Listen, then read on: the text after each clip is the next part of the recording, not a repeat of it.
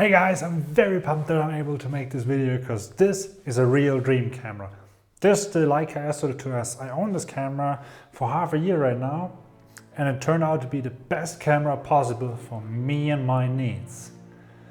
But first, let's look at the specs because there's really nothing special on this camera. This camera is all about usability.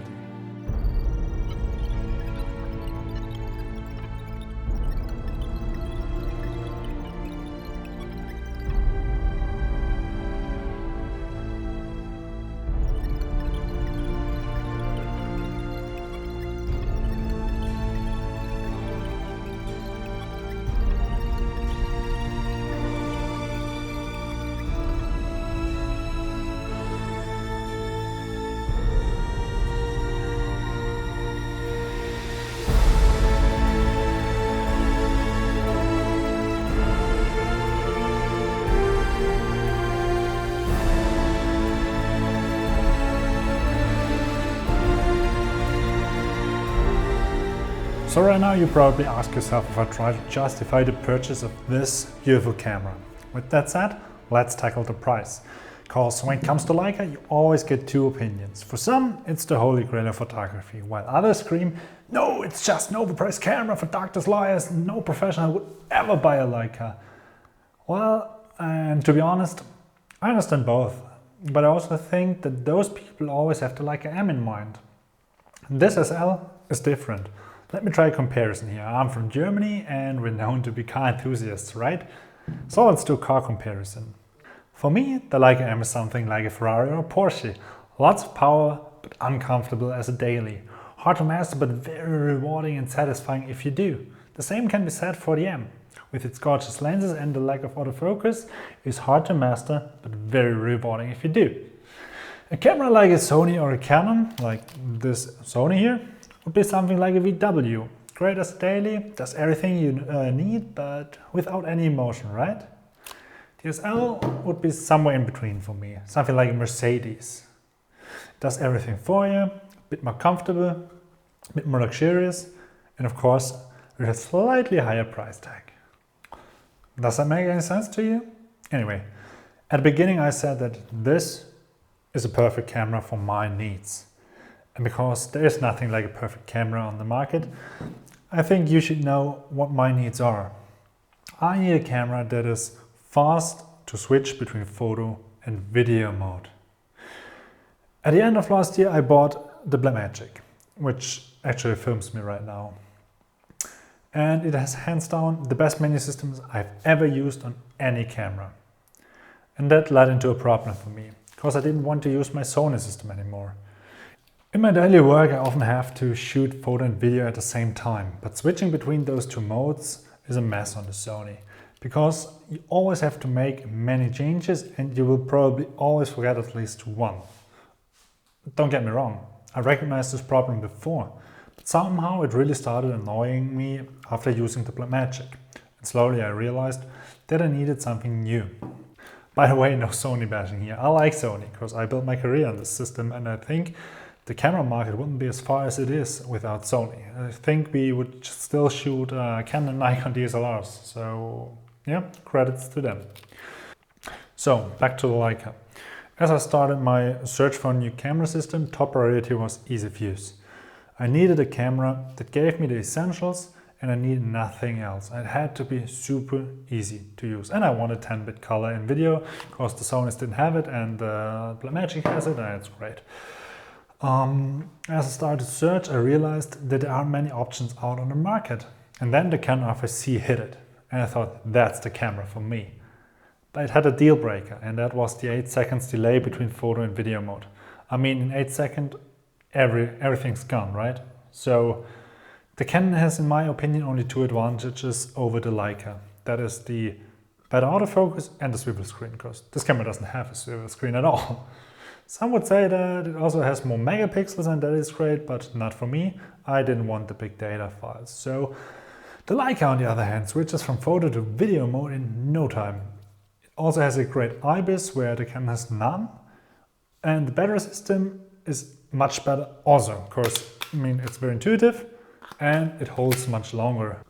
Oh, and speaking about batteries, This battery system is very intuitive and very expensive too, because one of those batteries costs around $300. But if you're an SL user and you need a battery like this, you might want to visit Germany, because here we pay $150 for it. Still pretty expensive, but not as crazy as in the US, right? Another plus with this camera is the lens system. Where normally Leica has a very expensive system, in this case the Canon is much more expensive because of the lens lineup. With the Leica I can use every lens in the L-mount alliance. With the Canon I would have been stuck to their expensive own lineup. So you can't imagine how surprised I was as I figured out that the Leica is actually the cheapest system to buy.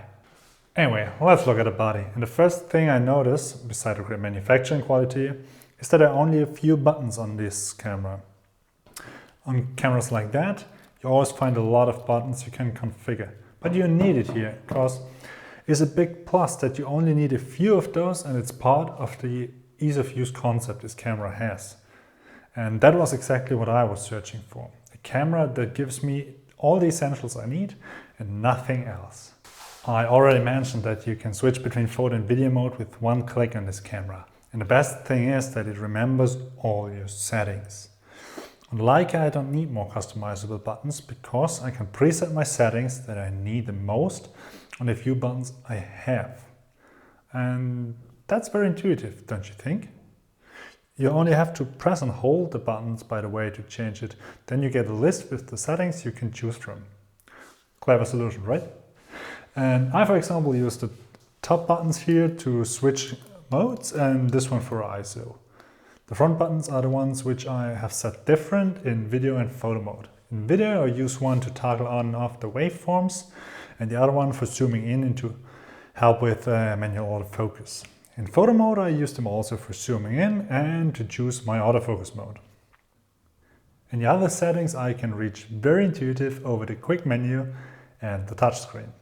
The dial on the back here is for things like changing f-stops, like on every other camera too. But you also change your shooting mode here. You maybe notice the lack of a mode dial. That's because there is none. You have to press this dial in, and then it shows your mode on the top here on the display. And then you choose it by turning the wheel. On the side you can find another pro feature of this camera, and that's the full-size HDMI port. Speaking about pros, Leica is best known for their photo cameras, but this camera, the SL2-S, brings everything you need for professional video work too. What's great? You've got 10-bit log internal recording, you got 4K 60, and you can even record RAW with an external recorder from Atomos or Blackmagic. Also great is that you can use waveforms. On my Sony I only had a histogram, and the histogram shows you how bright you are, but not where the brightness is in your image. And therefore waveforms are much better for video. Another thing I have to mention is the IBIS. It is hands down the best IBIS I've ever used. And I almost never use a gimbal anymore since I have this camera. Here's some footage where I shot, fun fact, IBIS, I mean the birds. I shot them at 105mm, and yeah, some say that this IBIS is made by Panasonic. And yes, some even say that our camera is a rehoused Panasonic S5, which may account for some internals, but definitely not for the whole camera. And you know what? I really don't care as long as it works. Many manufacturers use parts from other companies. For example, most camera brands except Canon and Fuji are using Sony sensors, but hey, they are far away from being Sony cameras. I think what I try to say is that it's not about brands and specs, it's about the user experience. And that is great with this Leica. So, everything great, best camera on the market? No, of course not. I mean, the autofocus is not the best on the market. Don't get me wrong, it works fine and I trust it, but the ones on modern Sony and Canon cameras are definitely better. If I had to compare it with an A7 III, which I used many years, I would say that they are pretty even.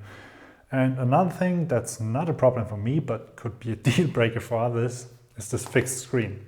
To be honest, I thought it would bother me more. They would use a monitor for recording video, but I get perfectly around it, to be honest. So yeah, but I can definitely say that this camera would be better with a swivel screen on the back. I don't know if it has to do with the water resistance or something like that, because this camera is IP53 rated, which is great. So maybe that's the reason why they have a fixed screen, I don't know. Or they're a bit like Apple. Apple also takes its time to introduce new features. There are often many other companies that introduce things like a 120Hz display on smartphones, for example, until Apple does, right? With that said, I think if Apple would build a camera, it would be very similar to this Leica. Nothing fancy new, but everything would work perfectly. In fact, the usability and the user experience would be very, very nice and refined, and the whole package would come in a very nice, clean and minimalist design, like this camera. So, for whom is this camera? If you're a sports photographer, this is not your camera. You will need the best and fastest autofocus possible. Go with Sony or Canon.